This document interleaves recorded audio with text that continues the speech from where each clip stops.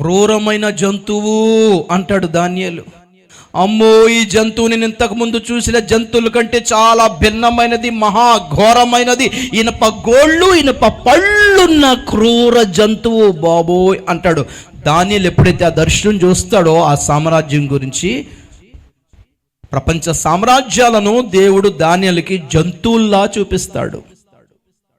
ప్రపంచ సామ్రాజ్యాలు నెబుకద్నెజరుకి విలువైన లోహములలాగా కనిపించింది, బంగారం లాగా, వెండిలాగా, ఇత్తడిలాగా, చాలా కాస్ట్లీ మెటీరియల్ లాగా, చాలా స్ట్రాంగ్ లాగా, చాలా వాల్యుయేబుల్గా కనిపించింది నెబుకద్నెజరుకి. ఏంటి?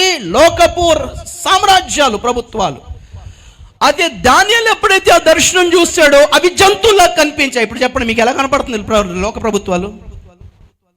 దేవుడు దీవించి నిలబెట్టిన ప్రభుత్వాలా కనపడుతున్నాయా? ఒక దైవజనులకు ఉండాల్సిన ప్రత్యక్షత ఇది. ఇదంతా జంతువులు ప్రియులారా, దేవుని ప్రజలను తొక్కేసే జంతువులు ఇవి, యేసును సిలువ వేసే జంతువులు ఇవి. ప్రపంచ గవర్నమెంట్స్ అన్నీ కూడా అంతే. ఏది దైవ గవర్నమెంట్ లేదు భూమి మీద ఈరోజు.